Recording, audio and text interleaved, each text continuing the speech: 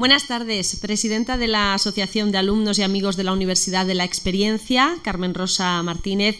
Saludo también al resto de la Junta Directiva de ALUEX, a nuestro conferenciante de hoy también, a Daniel Moya Navarro, y a todos ustedes, señoras y señores.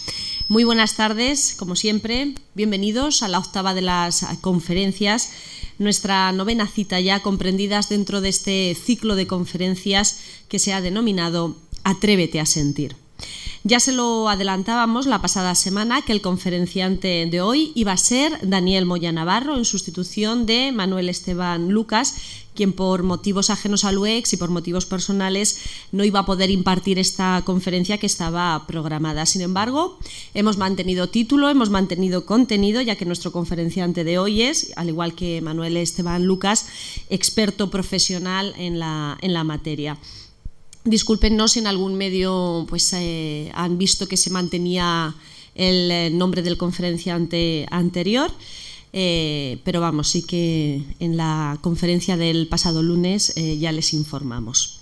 Bueno, dicho esto, y precisamente hoy, día en el que la lluvia ha hecho presencia en Albacete, una lluvia que tan necesaria es, sobre todo en aquellos casos, en los incendios forestales, pues de este tema hoy nos vamos a adentrar, hoy vamos a hablar de la mano de Daniel Moya Navarro, vamos a tratar de conocer el apasionante mundo de la restauración ecológica, en este caso de los sistemas quemados. No solo apasionante, sino también, yo creo que para la mayoría, desconocido tema. No solo es apasionante el tema y desconocido, sino que lo es también la labor que en la Universidad de Castilla-La Mancha, en el campus de Albacete, se realiza en este sentido. Cómo se trabaja en la investigación y también cómo se está en el terreno de juego para mitigar en lo posible el daño que los incendios forestales causan al medio ambiente. Bueno, de todo esto nos dará cuenta nuestro conferenciante de hoy, Daniel Moya Navarro, al que ya les voy a presentar y bueno, tiene un currículum, ya se lo adelanto, impresionante. Daniel Moya Navarro es ingeniero técnico forestal y licenciado en Ciencias Ambientales con un proyecto fin de carrera que fue realizado en Liechtenstein, Holanda, con una beca Erasmus. Es doctor en Ciencias en Ingeniería Agraria con mención doctor europeo gracias a una estancia en la Universidad de la Basilicata y a la realización y defensa en inglés. Ha realizado una estancia de 5 meses en la Pacific Southwestern Station de USDA FS en Riverside, California. Ha sido organizador y colaborador de 4 congresos de carácter internacional.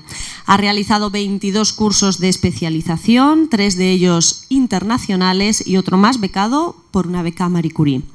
Ha impartido múltiples seminarios de especialización de ecología del fuego, tanto en grado de forestales como máster de especialización de la Universidad de Castilla-La Mancha y también como invitado en la Universidad de California, Riverside. Ha participado como investigador de múltiples proyectos de ámbito local, regional, autonómico, nacional e internacional. Es miembro además de la Red Internacional Fénix, secretario de la Red Temática Fuego Red, editor jefe de la revista Flamma, experto registrado en 7º Programa de Trabajo Europeo, FP7, miembro del Grupo de Trabajo Internacional de Eurofire Lab y representante de la Asociación de Ciencias Ambientales de Castilla-La Mancha. Hay más. En la actualidad es profesor contratado doctor del Departamento de Producción Vegetal y Tecnología Agraria de la Universidad de Castilla-La Mancha. Es colaborador en la docencia de las asignaturas de Geobotánica, Jardinería y Paisajismo, Estrategias de Conservación del Medio Natural, todas estas impartidas en el grado de Ingeniería Forestal y Medio Natural de la Escuela Técnica Superior de Ingenieros Agrónomos y Montes de Albacete. También en las asignaturas Industrias de la Celulosa, Papel y Resina.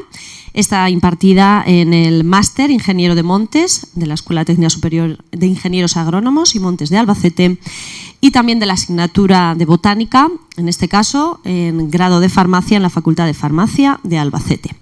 Su tarea como investigador se desarrolla con el Grupo de Investigación Ecología Forestal y Limnología de la Universidad de Castilla-La Mancha, centrado en la gestión y restauración de montes, en especial aquellos situados en áreas propensas a incendios o afectados por dicha perturbación. Y ya voy terminando. Es también autor de 30 artículos científicos indexados en revistas internacionales, 15 de divulgación científica, 20 capítulos de libro, más de 100 aportaciones a congresos, tanto de carácter nacional como internacional. Además, ha sido revisor de más de 50 artículos internacionales indexados. Antes de dejarles con nuestro conferenciante, con Daniel, tan solo recordarles, porque ya saben que al final siempre nos despistamos y nos vamos pronto, bueno, pues les anticipo que la próxima conferencia del próximo lunes 18 de diciembre correrá a cargo de Víctor Hernández. Él es director de comunicación y de relaciones institucionales del Corte Inglés en Albacete, quien nos hablará sobre esta ciudad, sobre Albacete, como centro comercial de toda la región. Una conferencia que además les recomiendo porque si lo conocen, Víctor, además de conocimientos, pone el alma en todo lo que cuenta. Y ahora ya, sí me callo y les dejo con Daniel Moya Navarro y que disfruten de la conferencia. Muchas gracias. Bueno, lo primero, agradeceros a la asociación por invitarnos a mí, al grupo de Ecología Forestal, que al final muchas veces estamos en todos estos congresos internacionales, nos vamos a publicar en revistas en inglés, no sé qué, y no actuamos, ¿no? Para la gente de la zona. Igual somos más desconocidos aquí que en otros sitios del extranjero, con lo cual, bueno, encantado de estar aquí, gracias a todos por venir y bueno, intentaré hacer una presentación más o menos amena, porque hemos tenido un fallo técnico con los vídeos, que tienen unos cuantos vídeos, pero bueno, lo veremos de todas maneras. De una manera u otra lo veremos, ¿eh? Como acercamiento a lo que vamos a ver, pues definir fuego, ¿no? Que muchas veces nos olvidamos de lo básico. Fuego es esa emisión de luz y calor producida por la combustión de una materia, y al final cuando nos vamos a definir lo que es el fuego, pues nos vamos al triángulo del fuego, ¿no? Donde vemos cuál es el combustible que dispone ese fuego, de su composición, de su distribución, cuál es la cantidad de oxígeno que tiene para quemar, para esa oxidación, que de manera general en la atmósfera es del 16%, y el calor, ¿no? Que puede ser por convección, por conducción, por radiación. Todo ese triángulo es el que nos dará las características del fuego. Pues el incendio forestal, que no es más que un fuego de gran magnitud que generalmente se propaga en terreno forestal, en zonas de vegetación, pues tenemos también su triangulito, ¿eh? Tenemos meteorología, que nos influye mucho en su velocidad, su intensidad, ¿eh? El viento, la humedad relativa del ambiente, si ha habido sequías prolongadas, la vegetación, que en este caso será el combustible, que influye su cobertura, su superficie, su continuidad horizontal o vertical. Y el terreno pues difiere mucho si hay una gran pendiente, si hay una gran diferencia de elevación, etc. Todo esto, bueno, está ahí. Los incendios existen en el mundo de manera natural, ¿eh? Muchas veces lo vemos como una perturbación antrópica, gran desastre, pero existen de manera natural. De hecho, lo que existe es un régimen natural o un régimen sostenible de incendios, donde dependiendo de su frecuencia, intensidad, época del año en el que se producen, pues puede que no sea ese gran desastre al que estamos acostumbrados a pensar. De hecho, fijaros en este mapa del mundo, donde cuanto más oscuro, mayor es el índice de incendios que existe, pues tenemos unas zonas con grandes incendios todo el año, que obviamente son esas zonas de bosque tropical templado, que hay mucho combustible, que hay altas temperaturas, etc. Nosotros nos vamos a ir centrando en Europa, cuenca mediterránea, y bueno, no tenemos ese color tan oscuro. Yo ahora también me oigo con eco, ¿se oye bien o...?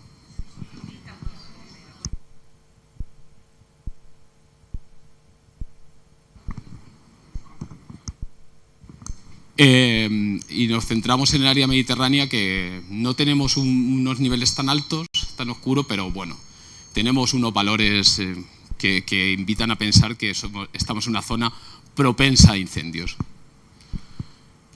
Entonces, bueno, como como muchas otras características, en cada sitio nos encontramos con unas especies, unas comunidades y unos ecosistemas que están adaptados a lo que hay en ese medio, ¿no? Entonces nosotros tendremos unas comunidades, unos ecosistemas adaptados a un régimen de incendios que cuando cambia, bueno, pues dependiendo del nivel de cambio, si supera las adaptaciones de esos ecosistemas, es cuando nos encontraremos con estos problemas a los que estamos acostumbrados a tratar, ¿no? Dentro de la cuenca mediterránea son, como os decía, son una perturbación, son un desastre, son algo fuera de lo corriente. Bueno, tengo que decir lo primero, que son frecuentes y naturales, ya que se dan en el área mediterránea, tenemos incendios forestales desde el Cuaternario, ¿eh? Esto con estudios polínicos se ha visto que de siempre estarán los incendios forestales en zona mediterránea. De hecho, son uno de los formadores, son una de las características propias del ecosistema. De hecho, los ecosistemas están adaptados a esta perturbación. Sin embargo, lo que tenemos es una zona con una alta presión antrópica desde hace mucho tiempo, que cambia el paisaje, que maneja ese incendio, que lo utiliza para hacer quemas, etcétera. Y además, en los últimos tiempos tenemos un cambio de usos de suelo, ¿eh? Vemos que están cambiando superficies que eran bosques, se roturaron para ser agrícolas, pero han sido abandonadas y vuelven a ser bosques de nuevo, etcétera, con lo cual la cosa se va complicando, y además un cambio climático, ¿eh? El cambio climático que hace que aumente, las predicciones son que van a aumentar las temperaturas entre 3 y 5 grados en los próximos 30 años, y además se va a reducir la temperatura entre un 10 y un 30%, con lo cual también tenemos un mayor número de sequías que nos van a afectar en nuestra zona. Todo eso produce un cambio en el régimen de incendios, que es el punto que tenemos que ver si tenemos un régimen de incendios sostenible al que está adaptado a nuestros ecosistemas. Bueno, aquí se han borrado los años. Este es un gráfico históricos del número de incendios desde los 70 hasta el 2010, hasta el 2008 más o menos, donde vemos un acumulado del número de incendios en Europa, que bueno, pues es el que es, pero este es el número de acumulados de España, con lo cual vemos que es un porcentaje bastante alto de los fuegos europeos. Además vemos que es creciente, ahora comentaremos un poquito más eso. Sin embargo, en Grecia, aunque tienen algunos años con unos repuntes, tienen una problemática de incendios periódica, no es tan creciente, y un país similar por proximidad, por número de bosques, Marruecos, sin embargo, su número de incendios forestales muchísimo más bajo. ¿Por qué? Por la sobreexplotación que tienen de sus bosques. Eso que os decía que ya ha cambiado. Ese sobrepastoreo, ese uso para leñas, ese vivir en el monte que incluso puede llevar al problema contrario, ¿no? Al sobreuso. Nosotros le estamos dando un infrauso que nos puede llevar, bien con lo que comentaba por el cambio climático, bien por los cambios socioculturales debido a estos cambios en el uso de suelo, y ahora os contaré por cambios en prevención, a estos cambios en el régimen de incendios que nos están cambiando. Los incendios forestales, los pequeños incendios forestales, los están convirtiendo en grandes incendios forestales. Llamamos grandes incendios forestales a aquellos que queman más de 500 hectáreas de una vez, ¿vale? Entonces, ¿son siempre un desastre? Bueno, esto vamos a contestar. Esta sí que quiero contestar ya, es una pregunta que me pongo. Este es para que veáis, voy poniendo imágenes. Esta es una imagen radar creo que era 1 de agosto, y esta columna de humo aquí es el incendio de Yeste. Como es el más reciente, bueno, pues igual me voy refiriendo a él porque lo tenemos fresquito y estamos yendo continuamente ahora. Este es el radar visto el humo que se veía desde la imagen de satélite de radar, ¿vale? ¿Existe el riesgo cero? Esta la vamos a ir contestando ya. No. Es una perturbación que existe siempre en el ecosistema mediterráneo, que ahora hay un mayor número de incendios por causas antrópicas, pero de una manera u otra van a existir incendios en la cuenca mediterránea. Con lo cual, bueno, pues lo que debemos hacer es gestionar para que el régimen sea sostenible, pero muchas veces, y nosotros también lo decimos, y en las noticias se dice, en los medios se dice, hay que acabar con los incendios. Es que no vamos a acabar con los incendios, ni vamos a acabar con los terremotos, ni con las sequías, ni con las olas de calor.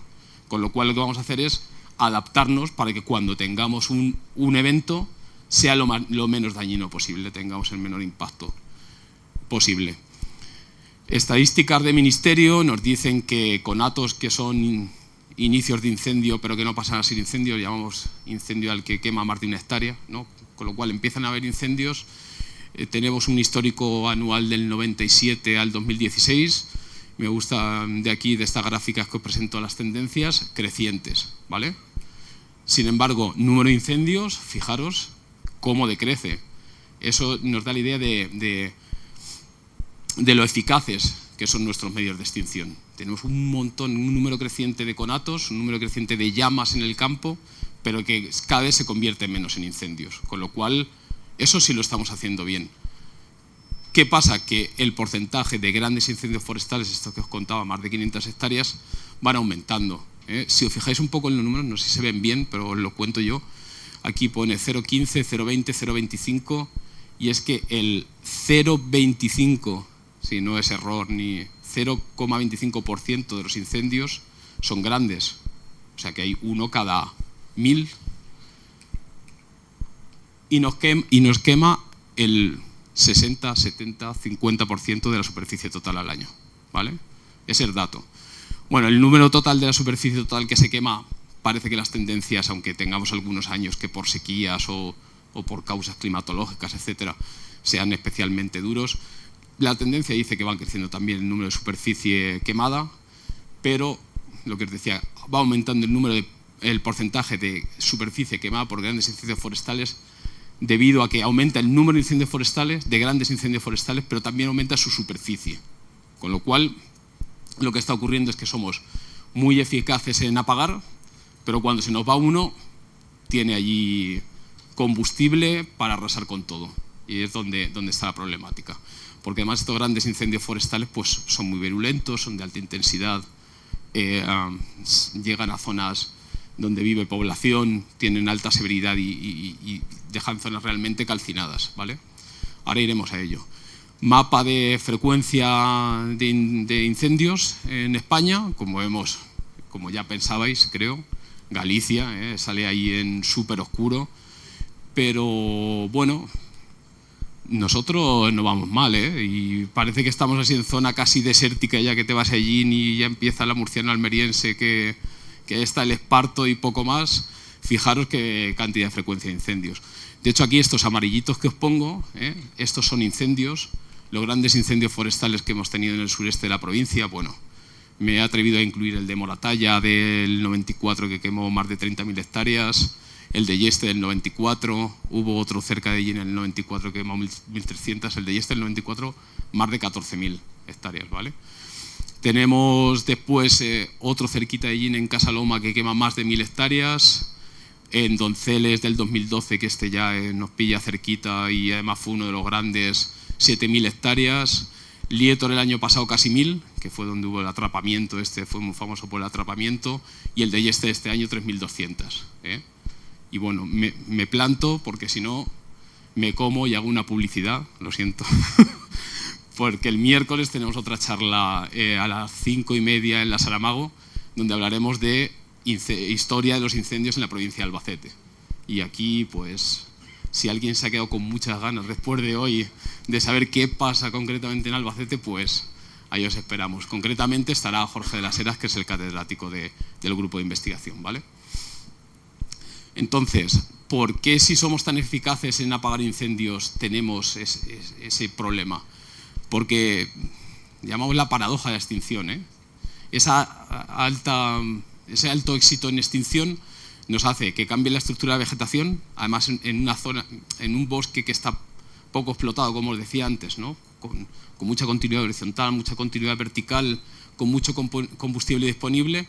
Entonces no solo tenemos mayor número de incendios, sino que los que no somos capaces de apagar pues son grandes incendios de alta severidad, y es donde se nos crean los problemas de mucha superficie, mucha severidad, casi imposible de apagar.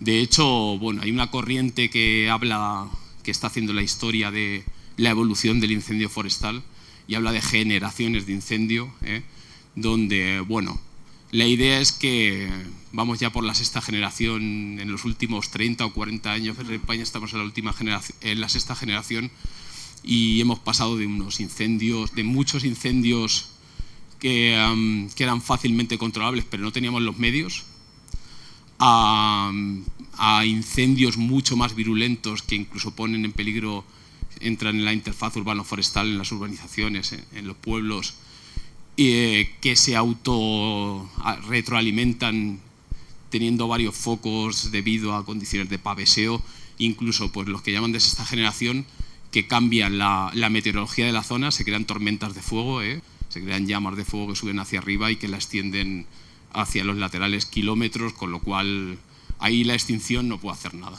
¿vale? Entonces, bueno, pues este es el problema que tenemos. Corto un momentillo porque me voy a contaros qué es ecología del fuego, ¿no? Este es el problema que tenemos, ¿no? Incendio, régimen, pero os decía que nuestros ecosistemas están adaptados.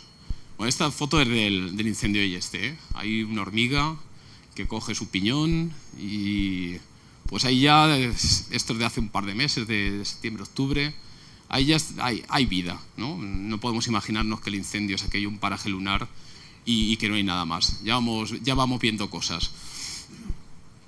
Como antes os defino qué es ecología del fuego. Bueno, ecología, hacemos memoria, es los seres vivos, la biota, el medio que los rodea y la relación que hay entre ellos, ¿vale? En ecología del fuego estudiamos el fuego como un componente natural del sistema, con lo cual vemos la relación con el medio, tanto biótico como abiótico, del fuego, ¿vale? Y bueno, lo vemos a varios niveles, lo vemos a nivel genético dentro de una especie, lo vemos a nivel comunidad entre distintas especies o lo vemos entre distintos ecosistemas, ¿vale? Y cómo evoluciona. Otro problema que solemos tener es a la hora de pensar en si se recupera o no se recupera, es el tiempo, porque, bueno, hablamos de ecosistemas resilientes o que están adaptados y, bueno, definimos resiliencia como la capacidad del ecosistema de recuperar sus funciones, pero ¿cuándo? ¿Vale? Porque si tenemos un bosque maduro que se quema, bueno, pues primero salen los matorrales, las pequeñas plantas de árbol que van creciendo, la sucesión ecológica, y hasta que llega a ser igual si llega a ser igual, ¿cuánto tiempo pasa? Bueno, pues en ecosistema mediterráneo estamos hablando de 25 o 50 años, en zonas de caducifolios más de 100, en otras zonas de menor productividad, más al norte más de 200 años, en tundra o taiga estamos hablando de más de 200 años, depende, ¿no? O sea, un ecosistema puede ser resiliente y nosotros no saberlo, porque no lo vemos, ¿no? Entonces, bueno, eso también influirá. Fijaros, esta es una foto justo después del incendio del 94, que es muy fácil de ver que es el mismo sitio por la torre esta, ¿no? Estas son las torres estas que hay en la zona de Yeste, de los Calatravos, cuando venían los árabes, etcétera. Es más o menos la misma zona. Aquí incluso vemos aquí los árboles que quedaron vivos cerca de la torre, que algunos aún están por ahí, Y bueno, estamos hablando de 23 años después del incendio. Aparentemente tiene buena pinta, ¿no? Claro, tenemos que saber cuál es la función. Yo estoy diciendo, recuperar las funciones del ecosistema. Bueno, depende de las funciones que nosotros queramos que recupere. Si es solo para la foto, aquello ya está verde, ha recuperado, ¿vale? Nosotros vamos a mirar otras cosas, vamos a mirar si la comunidad tiene la misma diversidad que tenía antes, si tiene la misma resistencia ante plagas, si la comunidad del suelo se mantiene, se ha recuperado, ha variado, etc. Entonces, bueno, pues aparte del tiempo y de que sea resiliente o no, tenemos efectos en distintos componentes del ecosistema, Aquí, bueno, un gráfico muy feo, pero que a mí me ayuda mucho a entender esto, ya que tenemos unas flechas muy grandes que nos dicen cuáles son los efectos directos y flechitas pequeñas y intermitentes que nos dicen cuáles son las relaciones entre los distintos componentes del ecosistema. Es decir, aunque nosotros digamos, y la vegetación se quema y se muere, pero bueno, se quema y se muere, pero eso crea una biomasa que se incorpora al suelo que es buena, ¿vale? Porque está generando materia orgánica que pueden volver a aprovechar las nuevas individuos, con lo cual, bueno, hay unas interrelaciones que aquello no es todo tan fácil como blanco o negro, ¿no? Hay interrelaciones cruzadas, prioritarias y secundarias. También cuando nos referimos a incendio, pues nos imaginamos ese incendio de copas, ese incendio que está quemando toda la vegetación y que humareda y ese es el que llamamos, pues eso, incendio de copas, incendio hasta arriba. Sin embargo, tenemos otros incendios, que es el de suelo, donde solo se quema la hojarasca que hay sobre el suelo, pequeños matorrales, y no llegan a quemarse la vegetación que hay arriba, o el de subsuelo, que yo creo que igual es más raro, o para nosotros es más raro, ¿no? Donde el incendio, el calor, baja debajo del suelo, entrando por las raíces, quemando la materia orgánica, y casi sin oxígeno quema todo lo que hay por debajo, ¿eh? Muy común en turberas. Esta foto es de Laurisilva canaria, donde también es muy común porque hay mucha materia orgánica debajo, pero bueno, no nos tenemos que ir tan lejos. Tablas de Daimiel, hace menos de 10 años, una sequía brutal y hay un incendio que pasa debajo del suelo, no se sabía dónde estaba, de vez en cuando se veía humear aquello, y hasta que no hay unas lluvias en otoño, se recargan los acuíferos, no se apaga ese incendio. De hecho, no se sabe muy bien cuál es, porque claro, es difícil perimetrar ese incendio que no se ve debajo del suelo. Generalmente, si es de alta intensidad, pueden ser unos de los más dañinos, sobre todo en nuestros ecosistemas que no están muy adaptados a este tipo de incendio. Bueno, ¿qué pasa en el suelo? Principalmente lo que pasa es que se oxida la materia orgánica y bueno, hay cambios estructurales y físico-químicos, la ceniza entra en los poros del suelo y bueno, tenemos ahí una serie de cambios que no nos vamos a meter mucho más, pero la cosa es que no solo la vegetación que hay sobre o en el suelo muere, sino la que hay debajo del suelo también, raicillas, microbios, incluso fauna, microfauna, y cambian las relaciones que hay en el ecosistema, cambian las relaciones de humificación, cambian las actividades microbianas, etc. Eso lo estamos estudiando directamente, pero también indirectamente, ya que vemos, por ejemplo, aquí os he puesto, esto es un infiltrómetro, es un aparato que utilizamos en campo para medir cuál es la impermeabilidad de la capa superficial del suelo, lo que hace es medir la velocidad con la que entra el agua en el suelo. De hecho, el suelo necesita ese agua para que se den todos los procesos de humificación, las semillas necesitan ese agua para embeberse y generar nuevos individuos. Pues si se reduce mucho y con el incendio, con las altas temperaturas, suele reducirse esa velocidad de infiltración, tendremos unos impactos negativos. Además, también se puede crear una capa hidrófoba sobre el suelo, debido a reacciones químicas, donde, bueno, no sé si apreciáis esto es una gota, esto es una gota, esto de aquí al lado también es una gota, donde, bueno, aquí simplemente con el tiempo de penetración de la gota lo que hacemos es poner una gota sobre el suelo. Normalmente un suelo pues la absorbe en algún segundo, en un segundo o menos. Bueno, esta foto, puse la gota, me fui, cogí la cámara, la eché y ya aburrido me fui y le puse más de 50 segundos o algo así porque aquí no entraba en el suelo. Problema de esto, se produce escorrentía superficial, erosión, pérdidas de suelo, además generalmente se crean canales preferentes donde tenemos una pérdida de suelo brutal y ahí sí que ya no podemos hacer nada. Ahí, si no hay suelo, si se queda la roca madre, no tenemos cobijo ni para microbiana, ni para fauna, ni para flora, ni para nada. Con lo cual, pista de cuáles van a ser las actuaciones post-incendio, proteger el suelo, ¿vale? Bueno, sobre fauna, las que nos podemos imaginar, muerte directa o huyen, puede cambiar la biología de insectos y que desaparezcan o que algunos se conviertan en plagas, con lo cual tenemos efectos negativos sobre la vegetación, sobre otros animales, bueno, cambios en comunidad microbiana, bajo suelo, efectos directos que también van a depender una vez más de la severidad. Y sobre la vegetación, que quizá es o nosotros tenemos ese defecto, el que más nos llama, ¿no? el que estamos acostumbrados a ver como el efecto principal. Pero bueno, es la vegetación al final la que vemos arder, ¿no? Pues una pérdida de biomasa directa por oxidación o bueno, indirecta porque quedan tan dañados los individuos que mueren con el tiempo. Y una cosa que nos interesa a nosotros, cambios en la comunidad vegetal, cambios en el ecosistema, ¿vale? Todo ello se mide, este impacto, este efecto se mide con impacto negativo y se habla de la severidad del incendio. Básicamente, cuanto mayor sea la llama, cuanto mayor sea la temperatura de la llama, más biomasa va a haber oxidado, con lo cual más cambio va a haber. Una manera de medir ese cambio es esa severidad, que bueno, puede estar relacionado con esa intensidad de llama, pero bueno, el ejemplo que os ponía el subsuelo, aquello no tiene muchas intensidades, sin embargo su severidad, su efecto negativo puede ser muy alto.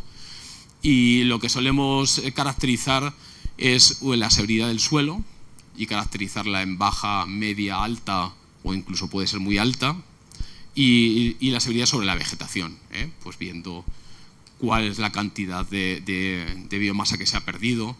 Por ejemplo, aquí os pongo unas imágenes de unos matorrales que se han quedado los troncos gordos, digamos, los troncos muy gruesos, se han calcinado todas las hojas, aparecen cenizas blancas, en algunas zonas incluso se han quemado las raíces. Y bueno, pues este sería, no sabemos cómo es de alta, pero yo creo que intuís que sería más alta que este, ¿no? Donde, si veis aquí, los pinos tienen las acículas, de hecho a este se le han caído y están dispuestas sobre el suelo. Y por dar otra pista, ese suelo ya va estando más protegido, ¿vale?, que este, con lo cual igual hay que hacer menos cosas, igual que las actuaciones no son tan de emergencia o no hay que hacer tantas actuaciones en una zona así que en una ASA, ¿vale? Alta, baja severidad. Y bueno, aparte de eso, también os decía que los ecosistemas están adaptados. De hecho, hay algunas especies que lo que hacen es que intentan no morir cuando pasa el fuego.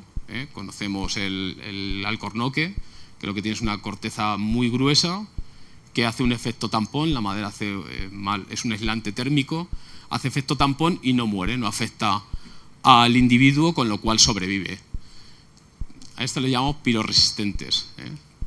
Hay otras especies que son pirófilas, que bueno, si viene un incendio, bien, porque tienen, por ejemplo, el pino carrasco, tienen sus semillas dentro de las piñas serótinas, que están siempre cerradas. Con el paso del fuego se abren y aprovechan esas condiciones de baja competencia y que hay mucha materia orgánica y muchos nutrientes para establecerse a sus anchas. Y además tenemos las pirófitas, que en este caso os he puesto, aprovechando que tenía ahí la foto del alcornoque, pues digo, pues nada, también a cabañeros, ¿no?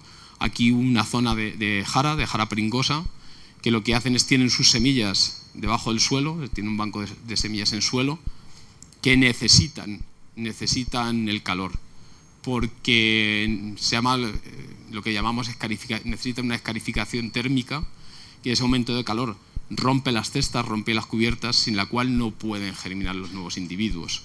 Entonces, pues por eso tienen alto contenido en aceites muy inflamables, porque busca que se queme esa zona, ¿vale?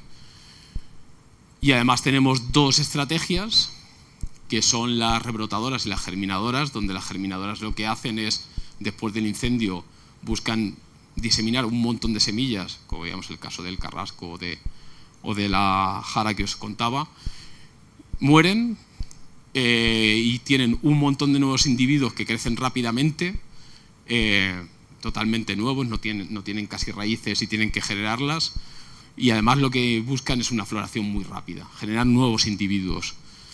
Y las rebrotadoras, que son aquellas que sobreviven, generalmente con yemas protegidas por el suelo o dentro de la corteza, con lo cual ya tienen sus raíces bien generadas, tienen un crecimiento lento y bueno, lo que buscan es sobrevivir y generar un individuo nuevo, crecer y con el tiempo pues generar nuevos individuos a través de semillas. El ejemplo que os decía de germinadoras, ¿no? Estos son debajo de un pino carrasco que abrió sus semillas, pues ahí si os ponéis a contar nuevos individuos, ahí había cientos de nuevos individuos, ¿vale? Lo que buscan es esa gran cantidad de individuos que al no tener competencia, todos los piñones dan un nuevo individuo que bueno, irán desapareciendo con el tiempo, pero de primeras ya están todos allí y compiten entre ellos. Por contra, aquí la idea es que de un individuo salen 1000, por contra de las rebrotadoras, que de un individuo sale 1, con suerte. Si esas yemas que están protegidas por el suelo, por la corteza, no se han visto afectadas, pues aprovechan las raíces que tienen, bueno, que han hecho un almacenaje de carbohidratos y les permiten crecer. Estas son las típicas que tenemos en región mediterránea, pero es que a mí me encanta el pino canario, aunque bueno, este pino canario de Ellín. Ya os lo digo que cuando íbamos por el incendio de Ellín nos encontramos ahí unos pinos canarios y nos contaban, sí, es que antes del incendio estaban fatal, iban a morir. Con el paso del fuego, todas estas yemas que tenían, no solo debajo del suelo, sino en corteza, protegidas por ramas, son epífitos, tienen el rebrote epicórmico a todo lo largo del individuo. Y fijaros, un año después del incendio estaba... Ahora ya no están tan felices los pinos canarios ahí en Ellín, después de tanta sequía. Entonces, bueno, como última diapositiva de este trozo, otra diapositiva un poco rollo, pero es que estos son servicios ecosistémicos, tenemos nuestra comunidad vegetal o nuestro ecosistema manteniendo sus servicios, los que sean sus funciones. Viene una perturbación, en este caso suponemos un incendio, y pasado ese tiempo que yo os pedía que seáis pacientes, 25, 50 o 200 años, comprobamos que recupera las funciones del ecosistema. Puede venir otra perturbación, pasar lo mismo, hasta que llegará un momento donde se sobrepasa un límite, donde el ecosistema ya no puede volver a mantener esas funciones y queda en otro sitio. Pues si estuviésemos hablando de cobertura para protección de suelo, aquí vuelve a recuperar la cobertura el bosque, vuelve a recuperar en un segundo incendio, pero llega un momento que ya no, que allí no vuelve a salir el pinar, con lo cual no hay una cobertura suficiente y para nosotros, por ejemplo, diríamos que no ha recuperado esa función de protección del suelo. Y ahí es donde debemos atajar el problema, es donde podemos actuar. Hablo de manejo adaptativo por esta nueva problemática que tenemos de cambio climático que claro, parece que nos dicen, bueno, si dentro en el 2070 y en el 2100 hay 5 grados más y llueve un 20% menos, como a mí no me pilla, ¿no? Pues bien, ya. Pero si hoy plantamos un bosque, pues va a tener 50, 80 o 100 años en el ecosistema mediterráneo, seguro. Entonces sí que le va a afectar. Entonces tenemos que ir ya pensando en esa posibilidad.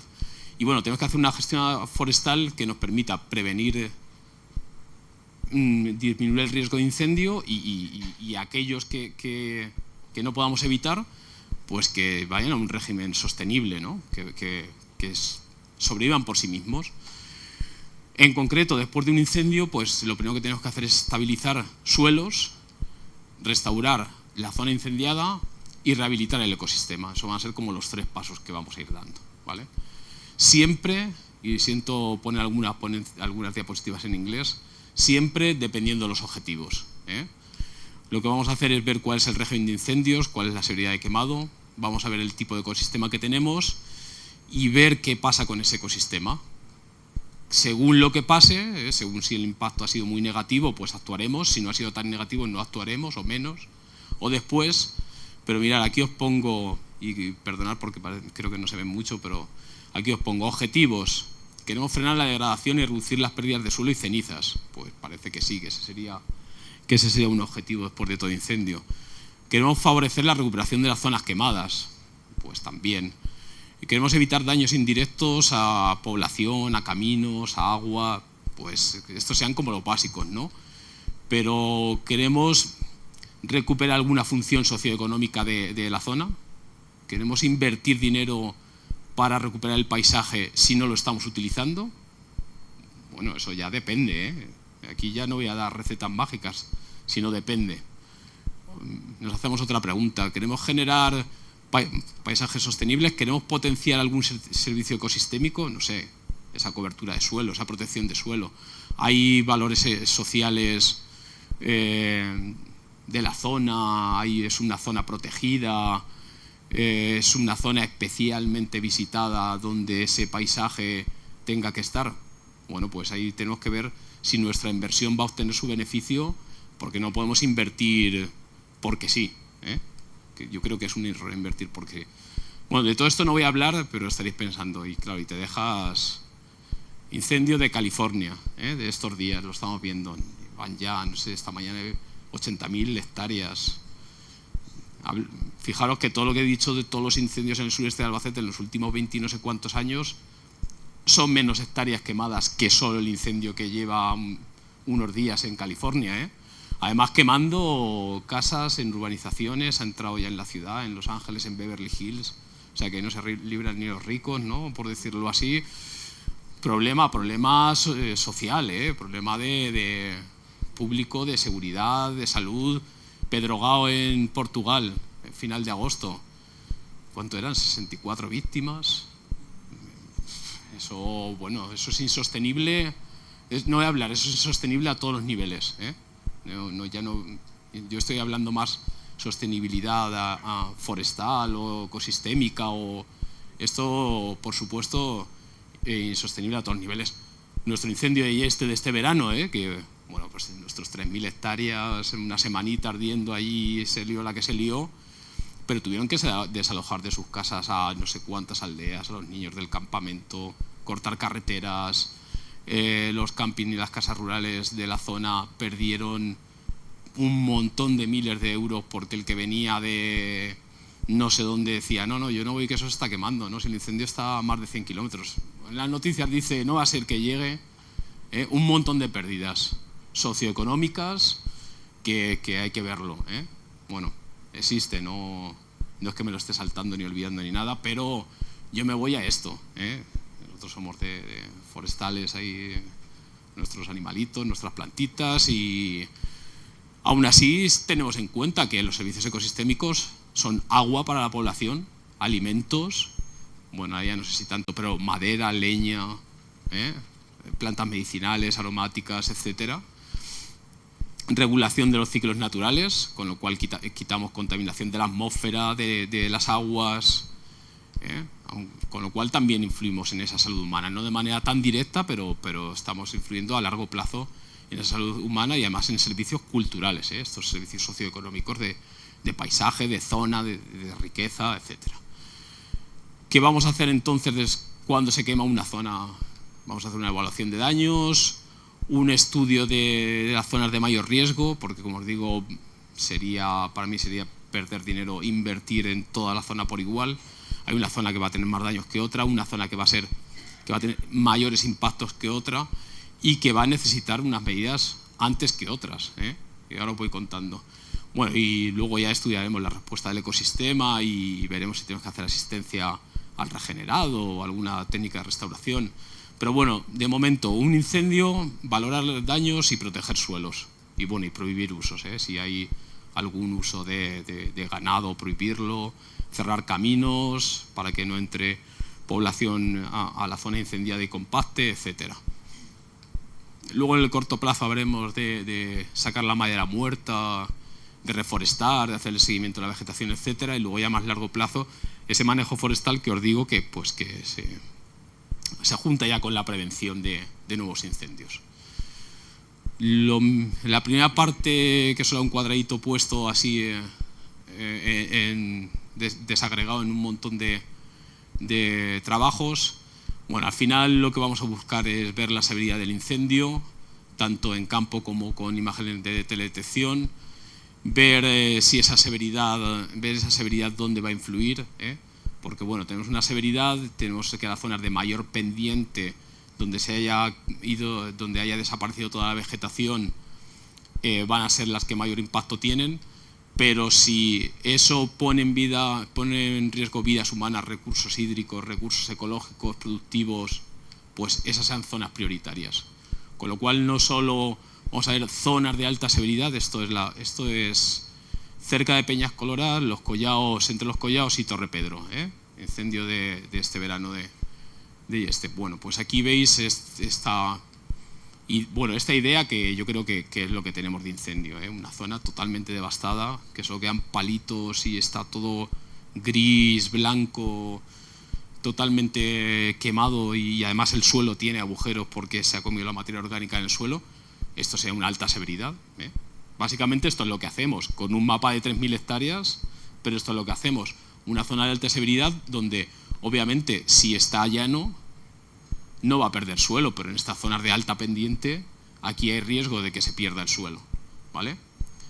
Esta es una zona de no tan alta severidad, Fijaros que aún quedan aquí, por aquí aún se ve verde, ¿eh? Esto es una zona quemada, pero hay árboles que no han muerto, o incluso aquellos árboles que han muerto tienen, veis aquí, un color parduzco.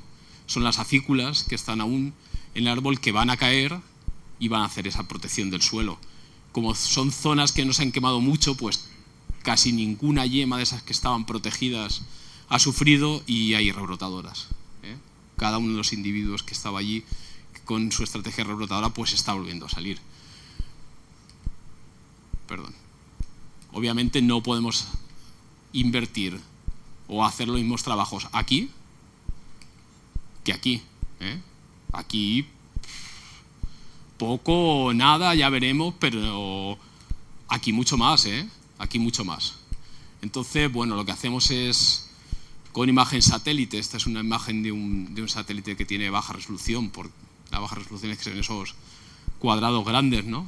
Como en los videojuegos antiguos, los cuadrados grandes, donde cuanto más rojo es mayor severidad de incendio. Bueno, pues esto nos da una idea de que en los bordes hay menor severidad y que en la zona central pues hay mayor. Esto es una imagen que ya generamos nosotros con Landsat 8 y Sentinel-2, que tienen mejor resolución, donde aquí ya sí que vamos viendo, bueno, aquí incluso tengo puesto algunos caminos, Lo más rojo es donde hay mayor severidad, con lo cual aquí ya vamos viendo dónde van a estar las zonas donde ha sido el mayor impacto. Bueno, nosotros vamos a campo y pasamos unos estadillos y vemos cuál es la severidad real en el sitio, además viendo cómo es la afección a suelo. Y bueno, la juntamos con un mapa de vegetación, para ver cuál es, si la vegetación se la va a recuperar, si no, con un mapa de pendientes, y vemos y hacemos una zonificación de cuáles son las zonas que más daño tienen. Bueno, esto está, es que lo estamos haciendo ahora y he puesto esas porque ando con Yeste, pero tenemos ya cosas avanzadas de estos Donceles 2012, por aquí está Yin, y bueno, hicimos nuestra valoración de severidad, tanto con imagen Landsat como en campo. Hicimos unas capas de vegetación, según la susceptibilidad del suelo, tipo de suelo, pendiente, etcétera.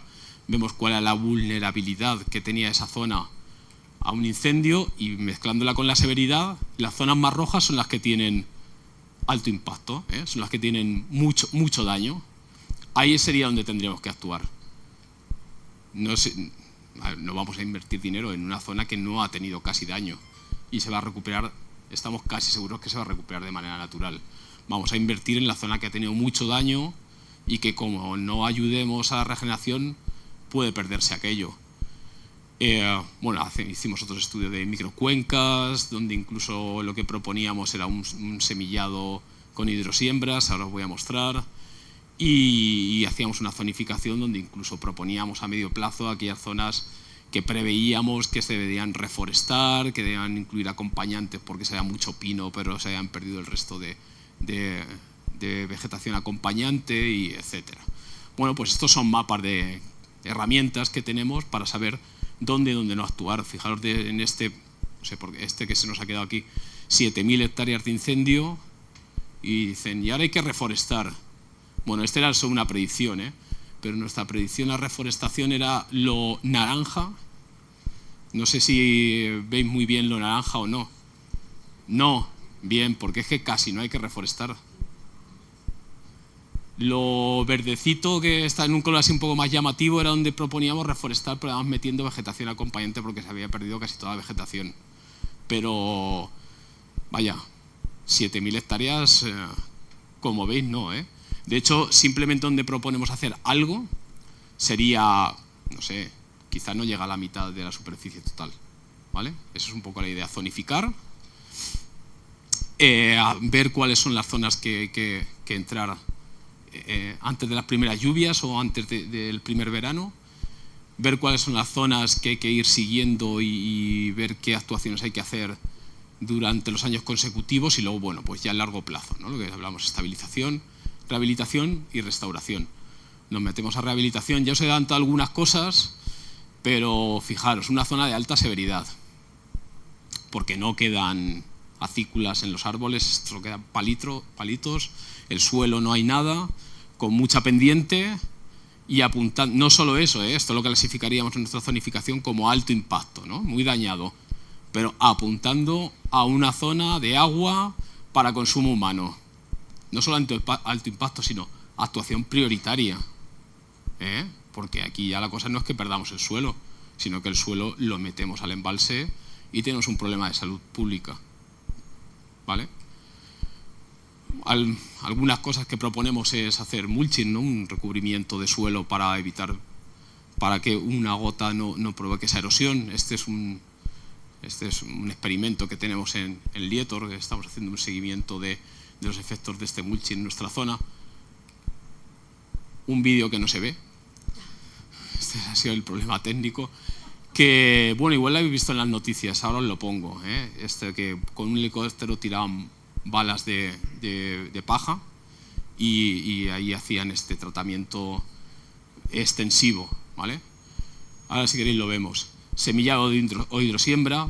Bueno, pues nosotros necesitamos que una de las funciones del ecosistema sea que esté tapizado, no se pierda suelo, para evitar que el suelo llegue a esta carretera y provoque un accidente. Podemos hacer un semillado con un montón de especies que nacen súper rápido, y controlamos ese suelo. No va a tener un montón de otras funciones ecosistemas que teníamos antes. Si esto era un bosque y ahora ponemos ahí un tapete de casi un prado, ¿no? Pero bueno, va a tener una muy importante que nos interesa. Poner estructuras para que la pérdida de suelo sea a poca distancia. Cuando se hace la saca de madera, ese salvamento de madera que puede ir pues directamente a uso comercial o para uso como biomasa para calentamiento, los restos se utilizan también como mulching, se astillan y se dispersan, o se ponen acordonados o en fajinas, acordonados en líneas conforme las curvas de nivel. Ya depende de la cantidad que haya en cordones, en líneas, o se van poniendo en los trozos donde hay mayor riesgo de pérdida de suelo, en fajinas, porque si no quedaría esto, que bueno, si esa madera no sirve comercialmente, nosotros estamos proponiendo incluso no sacarla o no sacarla. En Yeste ya están sacando madera. Los propietarios obviamente han perdido su inversión y quieren recuperar algo de ese dinero y ya están sacando los mejores pies, están ya en aserradero. Bueno, no les vamos a decir al propietario que pierda ese dinero y además no recupere nada, pero esta zona que eran pies pequeñitos y en una zona de alta pendiente, pues sí que se puede dejar y hace esa función de protección de suelo, ¿vale? Otro vídeo de la saca de madera, que no vamos a ver ahora mismo, pero que si me dejáis yo os lo pongo. Y bueno, pues estas son las actuaciones justo después. En Yeste estamos ahí ahora mismo. Estamos sacando madera, planteando si se hace mulching. Hoy ya tarde, hoy ya ha empezado a llover y las zonas con alto impacto prioritarias, si no se ha hecho, hoy ya se ha ido el suelo. Como digo, hoy es una exageración, pero las primeras lluvias. Con lo cual ya entramos en 1 o 3 años. Hoy ya, después del primer otoño, después de la primera primavera, entramos en el 1 o 3 años que decimos nosotros. Vamos a ver qué podemos hacer para rehabilitación. Podemos hacer barreras protectoras, diques, tenemos que hacer un seguimiento del ecosistema para ver si regenera solo o no. Esa madera muerta, si no hemos sacado, tenemos que ver qué efecto produce. Produce un impacto negativo en el paisaje. Ha caído encima de zonas de paso de visitantes o puede producir un riesgo en visitantes. Bueno, pues habría que verlo, ¿no? Y bueno, y más de 3 años, que lo que digo, en más de 3 años nos vamos al más de 3 años hasta que queramos, donde lo que buscamos es recuperar la productividad y reducir el combustible, y entonces, bueno, pues ya nos vamos metiendo casi en prevención. Fijaros, esto es una de las zonas muy similar que ha pasado en Yeste. Tenemos una zona del incendio del 94, esto es Súria, en Barcelona, de un estudio que comparábamos sus zonas con las zonas de un incendio del 94 de allí con el nuestro y teníamos unos resultados muy parecidos. Esta es la zona que os decía que se ha regenerado excesivamente. Pensar que la densidad normal de un bosque mediterráneo de pino carrasco es de 1.000 o 2.000 pies por hectárea y aquí teníamos algo como 60.000 pies por hectárea. De hecho, pues si veis, es que hay palitos ahí, estos tenían 10, 15 años, pero es que hoy siguen igual, 25 años después siguen igual, pues hay un montón de competencia, no hay agua para todos, no hay nutrientes para todos, no hay sol para todos y siguen igual. Entonces, bueno, pues si esto se deja, no crece, no hay piñas, con lo cual si viene un nuevo incendio no se regenera por sí mismo, tiene un riesgo de incendio altísimo, además si se produce un incendio de alta severidad, todo lo que estábamos diciendo no, pues por ahí va si no hacemos nada. Con lo cual, fijaros, muchas veces el manejo post-incendio, no en el corto plazo, porque no existe obviamente, pero en el medio y largo plazo puede ser quitar vegetación, haciendo unos clareos tempranos, lo que fomentamos es un crecimiento de los mejores pies, además una puesta en luz y un cambio en el ciclo de nutrientes que daba mayor diversidad al entorno, reducían el riesgo de nuevo incendio y si lo hubiese sería de menor severidad. Y además el ecosistema sería más resiliente, habría más rebrotadoras que volviesen a aparecer allí, protegerían el suelo, etc. Y bueno, pues tenemos esos clareos que aquí hay un skidder que simulan, simulan el pastoreo, porque como ya se ha perdido en muchas zonas, el pastoreo sería una buena herramienta, si se puede, se está implementando pastoreo a la hora de hacer esa reducción del combustible, pero también se están haciendo quemas prescritas, el fuego amigo, quemas controladas, vamos dándole nombres para que aquello no suene a le estáis pegando fuego al monte y no me lo queréis contar, que lo que simulan son pequeños fuegos naturales fuera de la estacionalidad, porque se hacen en primavera y en otoño, con baja intensidad. Teníamos un vídeo de las quemas de Lezuza, que está aquí, pero no funciona.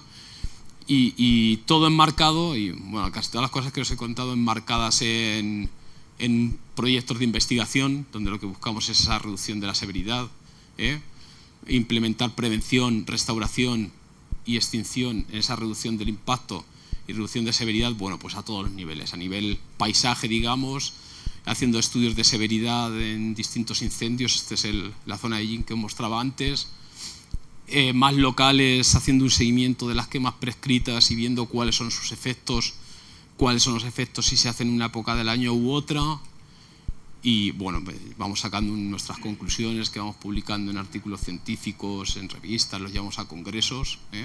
Bueno, por ejemplo, ya que lo he puesto, pues estamos haciendo el seguimiento de las quemas prescritas y vemos que la administración supone que no tiene ningún efecto. Entonces, bueno, nosotros estamos viendo que esa quema aumenta la depredación de nuevas plántulas, con lo cual si hay una quema, ya no solo son las plantas que matan, sino las que vayan a aparecer de esas semillas serán consumidas. Una vez más os digo, esto no tiene por qué ser malo, depende del objetivo. Si tú lo que quieres es hacer una reducción del combustible, quizá lo que quieras es que desaparezca esa vegetación y que no tengas una vegetación de sotobosque que genere ahí un combustible para quemar. Procedencias de otras zonas germinan mejor tras las quemas que las de la misma localidad. De manera general hemos encontrado baja influencia sobre la biota y sobre las propiedades físico-químicas, de hecho se recuperan a los 3 meses o a los 6 meses. Incluso, contrariamente a lo que podría parecer, hemos encontrado mejoras en algunas características. En algunas zonas se mejora la diversidad microbiana, la actividad microbiana y hace que aquello produzca más, evolucione más rápidamente, digamos. Y bueno, afecta a otras características que se recuperan pronto. Y además a microescala, digamos, ¿no? Esto es una planta piloto que tenemos en la carretera de Las Peñas, Adiós. Bueno, ya es que se acaba el tiempo y se corta esto, ¿no? Okay. Donde hicimos en unos lisímetros de 2×2 unas quemas y bueno, pues lo que tenemos es un control del peso, de la concentración de CO2, de la humedad, de temperatura de esos pequeños monolitos de 2×2 y estamos haciendo un seguimiento continuo, incluso viendo puntualmente cómo van cambiando las cenizas y la composición de estas cenizas para ver qué pasa en la realidad con esa severidad de incendio y buscar, pues bueno, nuestra idea sería hacer esto, ¿no? Buscar poner aquí las funciones ecosistémicas y decir un tipo de quema, un tipo de incendio, una severidad, para qué es positivo, en qué tiene efectos positivos y en qué negativos. Nosotros lo pondríamos aquí y el gestor tendría que decidir si tiene muchos ese manejo, esa quema tiene muchos efectos negativos sobre el recreo, sobre los visitantes, pues sería una mala idea implementarlos ahí. Pero sin embargo sería muy bueno para la riqueza de especies, para la biodiversidad, con lo cual si fuese una zona donde lo que tenemos que promocionar es que entren especies y que haya mayor diversidad, puede ser una herramienta positiva incluso, ¿no? La misma herramienta puede ser positiva para un objetivo o negativa para el otro. Con esto acabo y bueno, esto no es una cosa que haga yo, este es el grupo, como bien ha salido por ahí antes, de Ecología Forestal de la Universidad de Castilla-La Mancha, donde bueno, tenemos a todos estos integrantes que de una manera u otra estamos ahí trabajando en el campo, en los ordenadores y bueno, pues también que sepáis que es un trabajo conjunto de grupo. Gracias. Si hay preguntas, prefiero hablar y si no, si alguien no se atreve a preguntar, ponemos un vídeo. A ver, por lo que nos has contado, Daniel, veo que algunos incendios pueden ser beneficiosos, pero yo tengo mi duda de cuando hay un incendio, que lo venimos escuchando de este verano, que son varios focos de incendio producidos. Yo creo que esas personas, que no sé si llamarle pirómanos o no, no saben si es productivo o no productivo. ¿Por qué hacen eso? ¿Simplemente por llamar la atención, por recuperar el terreno, porque luego después van a sacar beneficios, lo cual dudo? ¿Me lo puedes explicar? Sí, claro, es algo que yo os he dicho que no iba a tocar, pero que obviamente existe, y por lo que me estás diciendo, me estás hablando de la intencionalidad de los incendios, ¿no? Del origen de los incendios, ya que bueno, tenemos un montón de incendios naturales y que si no hay una recurrencia superior a la que el ecosistema está adoptado, pues ahí estamos en nuestro régimen de incendios sostenible, y ahí todos felices y obviamente ahí la sociedad en la que vivimos es más compleja que todo eso. Es más compleja que todo eso y efectivamente, bueno, si ves las dos zonas de mayor frecuencia de incendios, en Galicia te diría que esos minifundios, ese uso ancestral del fuego que les han prohibido, pero que yo creo que un error, la administración no acaba de explicar muy bien por qué. De hecho, ahora la administración vuelve a aplicar quemas prescritas. Y muchas veces los propietarios dicen, ostras, nosotros no podemos aplicar una quema de regeneración de nuestros pastos, por ejemplo, ¿no? Ese es un efecto positivo. Se aplican quemas en otoño de regeneración de pastos. Y nosotros no podemos y, sin embargo, la administración sí lo hace, ¿no? Entonces, bueno, la administración lo hace haciendo un estudio de las características de la meteorología, haciendo una predicción con modelos de comportamiento del fuego. Y un poco lo que ha pasado en Galicia este año. Pues como para final de octubre se hacen las quemas de regeneración de pastos, este año también. Y se han escapado un montón de incendios, que se han producido todos los incendios, estos grandes incendios, con toda la problemática que eso genera. Creo que el que fue allí a aprender no iba con mala intención, iba a hacer su regeneración. Por decirte una cosa que ya si quieres nos metemos ya en pirómanos o estos que van a fastidiar a la administración. Creo que por una buena causa o pensando que tú vas a hacer algo correcto, esa regeneración de pastos, sin pararte a pensar la sequía que llevamos arrastrando. Y sin dar parte a la administración por si pasa algo, si hay un accidente, que haya una predisposición, que haya un dispositivo que vaya a hacer apoyo allí, porque como no te van a dejar, como no te van a dar el permiso, pues lo hacen sin avisar. Y entonces el problema es que esos incendios se convierten en grandes incendios forestales, que somos los que no queremos. Están dentro de ese régimen de incendios insostenible, tanto ecológica como socialmente. Entonces, bueno, ahí la casuística de intencionalidad eso da para una asignatura de forestales, con lo cual aquí en 2 minutos es un poco difícil que lo veamos todo. Bueno, a mí me han trasladado, desde Daniel, la importancia, me han dado por escrito 2 preguntas, una persona de José Andrés, que no podía venir, pero que le interesaba mucho el tema. Yo tenía una conversación en Twitter antes de venir sobre ¿Sí? esta charla, con lo cual yo digo que ha generado interés antes de empezar la charla. Bueno, la primera pregunta es, en relación a la pedanía de Yeste, posiblemente la más castigada de la Sierra del Segura en la provincia de Albacete, ¿qué opina sobre la intencionalidad, en gran parte interesada, del macroincendio del año 1994 y de este último con más de 3.000 hectáreas que afectó a los calares del mundo? En el del 94 era estudiante, con lo cual no me he enterado mucho de lo que pasaba por aquel entonces, pero es verdad, ahí hubo una polémica muy grande con el incendio del 94. De hecho, yo creo que una de las mayores catástrofes es que hubo un muerto, directamente un señor de allí que entró con buena fe a apagar el incendio, se asfixió y murió. En el último que hemos tenido este verano no había ninguna víctima mortal, con lo cual yo creo que ya es una cosa buena que tiene que ha pasado en este. En aquel yo creo que el desconocimiento, bueno, el nuevo también, el desconocimiento hizo que hubiese un montón de bulos, un montón de historias que no se concretaron en nada, porque bueno, al final parece que sí que descubrieron que era intencionado, incluso llegaron a creer que sabían quién había sido el que había iniciado el incendio. Pues hablaba de una trama urbanística, paisajística en la zona. Yo en ese momento era difícil hacer un cambio de usos de suelo, pero ahora está totalmente prohibido, con lo cual esa teoría hoy en día no tendría ninguna respuesta.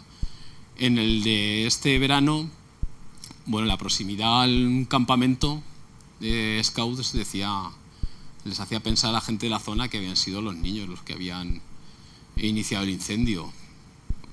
Bueno, la investigación de causas no ha dicho nada, ni si es intencionado, ni cómo se produjo, si era colilla, si era chispa, porque se llega hasta ese nivel, no se sabe.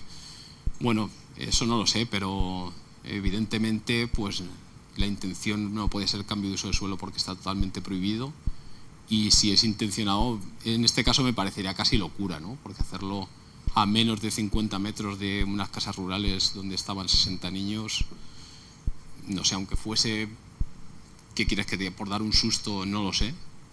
O si uno de los niños salió y pasó algo, no lo sé.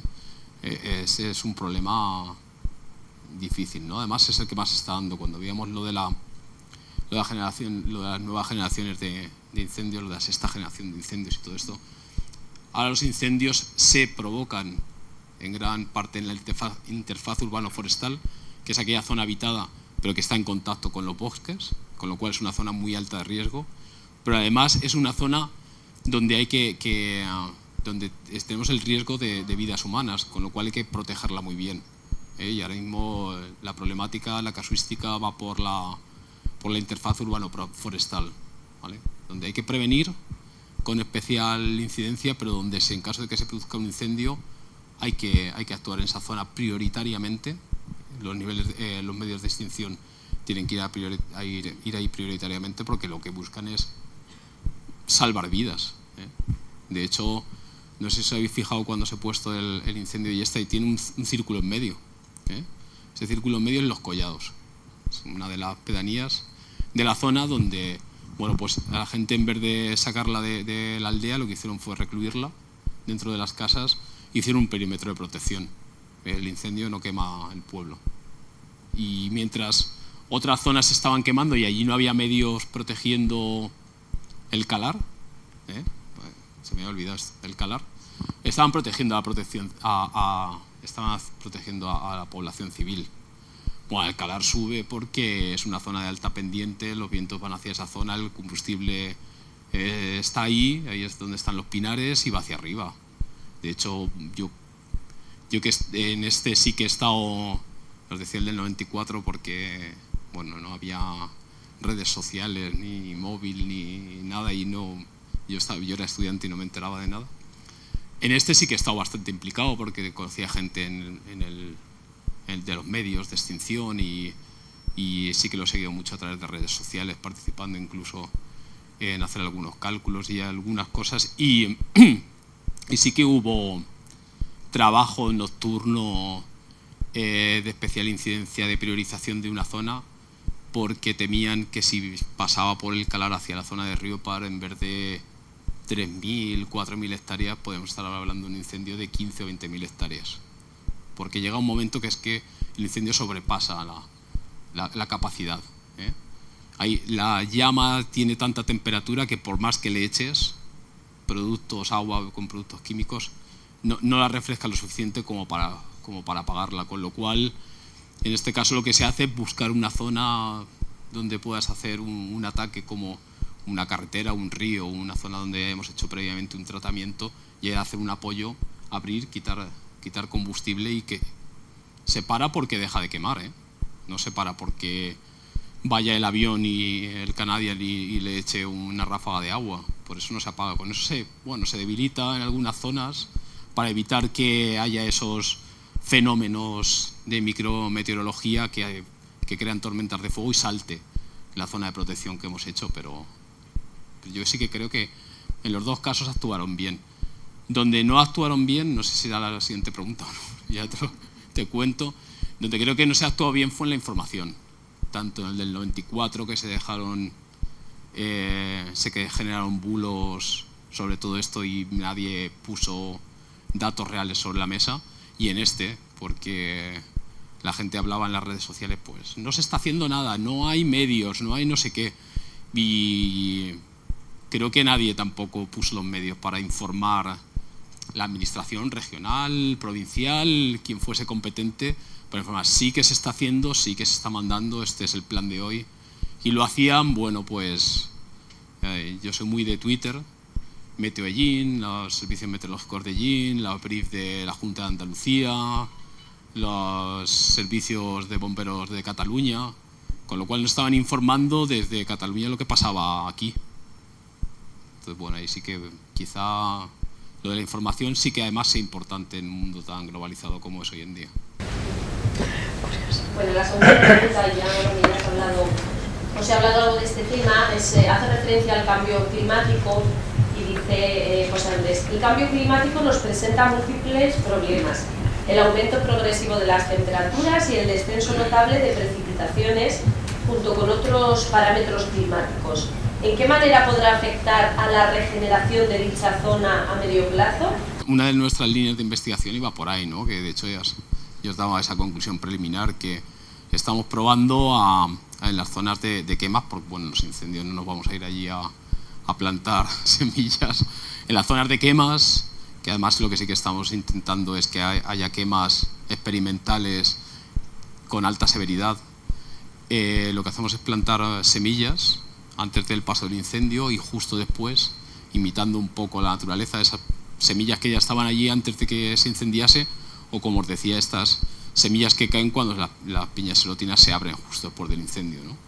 Y estamos poniendo procedencias de distintos sitios. Procedencias son las poblaciones naturales de cada una de las especies, es decir, podemos, pues en la zona de Lezuza hemos puesto semillas de poblaciones de pino carrasco de esa zona.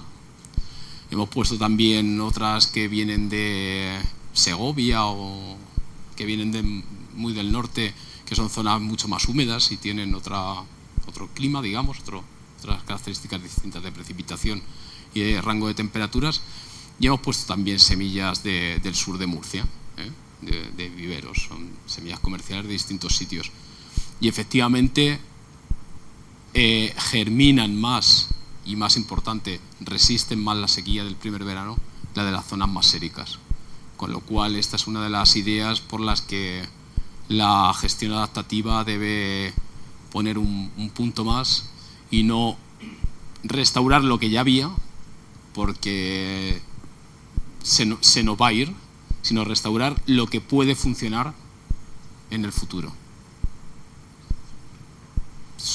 Bien por cambio climático, bien por ese régimen de incendios sostenible, bien por el cambio de uso de suelos, bien por el objetivo que tengamos en las funciones que le pedimos al ecosistema.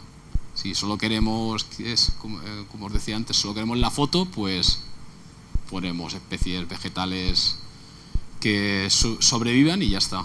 Pero quizá queremos algo más, ¿no? Quizás queremos tener nuestras especies autóctonas con alta diversidad y etcétera. Yo tengo dos preguntas que a lo mejor son más a nivel un poco científicos. Uno, lo primero que ha dicho con esto último, lo de las semillas de zonas marxéricas, está demostrado que en los primeros momentos de una especie puede tener una respuesta y a los 10-15 años puede tener otro totalmente distinto. ¿Estos experimentos que están haciendo se están solo a nivel de planta y la semilla o se ha llegado ya a ver la respuesta de estos árboles a los 10 años? Porque a lo mejor una semilla de Murcia es verdad que germina mejor, pero va a responder bien en un hielo que pega dentro de 10 años, un hielo de menos 15 grados, que en Murcia no lo va a tener nunca ya ni sí. Ahora mismo esos experimentos, bueno, Icona empezó aquellos experimentos plantando en distintos sitios, por eso teníamos el pino canario aquí en Echín, a ver qué pasaba, ¿no? Entonces sí que hay algunos experimentos que no acaban de dar una línea de qué está pasando. Estamos trabajando con modelos. Problema de los modelos, que son mentiras. A ver, la cosa de los modelos, trabajamos con modelos de crecimiento, los modelos suponen un montón de cosas, suponen que va a hacer esta temperatura, que este suelo no va a cambiar, que esta especie va a responder siempre así, con lo cual es todo mentira, pero a veces nos valen, sobre todo si nuestra escala no es muy fina, si no queremos atinar mucho, si decimos en Lezuza, en la zona donde yo hice la quema, van a sobrevivir, yo qué sé, eso no te lo puedo decir, y el modelo no te lo puedo decir seguro. Pero sí que vamos a gran zonificación en el sureste peninsular y los modelos dicen que efectivamente pues son bastante pesimistas los modelos. Dicen que con las predicciones que hay, esa gestión adaptativa, poniendo especies más rústicas o que tienen una eficiencia del uso de agua mayor, a la mitad de su crecimiento van a entrar en declive y van a tener seca y van a morir. Yo... ¿Qué quieres que te diga? No sé si hay que ser tan pesimista o no, pero sí que yo creo que por lo menos hay que intentarlo. El riesgo creo que siempre, y con el cambio climático especialmente, creo que el riesgo de no actuación es tal que no deberíamos plantearnos el no hacer nada por si no funciona, porque la inversión es tan pequeña, es que los beneficios son tan grandes, que si no llevan a ningún sitio, ¿qué podemos perder? Unos cuantos miles, millones, y que aquello luego no funcione demasiado bien y que entre la vegetación natural y vuelva a recolonizar las zonas y... Habéis hecho el tonto, vale. Pero ¿y si sí? El problema viene cuando te has cargado lo que había. Ese es el problema muchas veces. Y a hacer estas estrategias que se están intentando hacer, ¿sabes? Si tú te cargas la semilla autóctona de aquí y metes la de Murcia, y dentro de 15 años la de Murcia seca, te has quedado sobre la pista de Murcia. La de aquí seca antes. Es que ese es el problema, por eso te digo que son muy pesimistas. Entonces, bueno, de momento la propuesta es conocimiento. Vamos a buscar y a ver qué pasa y bueno, la mejor respuesta sería que efectivamente, en este caso concreto, se cumpliesen protocolos firmados y no hubiese un aumento de la emisión de CO2 o al menos fuésemos capaces de contenerlo, etcétera. Pero bueno, trabajando con los modelos más pesimistas de cambio climático y con los modelos de crecimiento, la cosa se materializa todo. Y la segunda pregunta que te quería hacer. Muy rápida la pregunta. Sí, rápida. Has dicho que lo de dejar madera, que has dicho que es un planteamiento novedoso. ¿Novedoso? No, me ha parecido entender eso. Bueno. Vale, que si hace tiempo que muy novedoso, no. Muy novedoso no. Lo que pasa es que lo del salvamento de madera es muy de Estados Unidos y en cuanto se les queman 80.000 hectáreas de nada, pues ya están sacando la madera, fíjate tú. Entonces aquí, claro, aquí tendemos a copiarlo, ¿no? Y se nos queman 3.000 hectáreas y vamos a sacar toda la madera, que es lo que hay que hacer. bueno, lo que llevamos no es novedoso, no es muy novedoso ni es nuestro tampoco.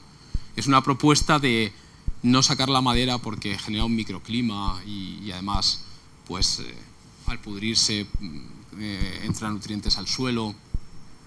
Claro, da una cierta protección, un cierto sombreo que impide en estas zonas de yin ese grado en verano menos puede salvar un individuo o hacer que muera, ¿no? Entonces, quizá no tanto no sacar la madera, es el planteamiento que estamos llevando, sino cuándo sacarla. Esa sería más la idea, porque al final sí que te genera un problema de salud pública, porque tener la madera muerta allí, si se queda en pie a los 3 años empieza a caer y sí que puede caerle encima a alguien.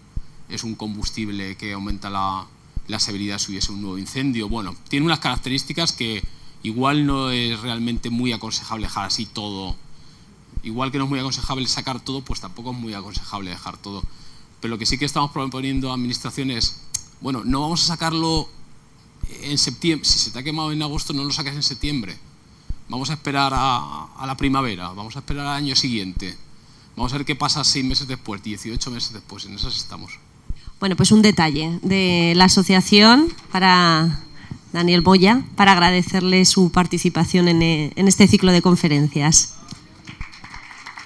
Y ya por último, Daniel, te invitamos a firmar en el libro de firmas de Aluex también, bueno, pues para que quede constancia de la participación.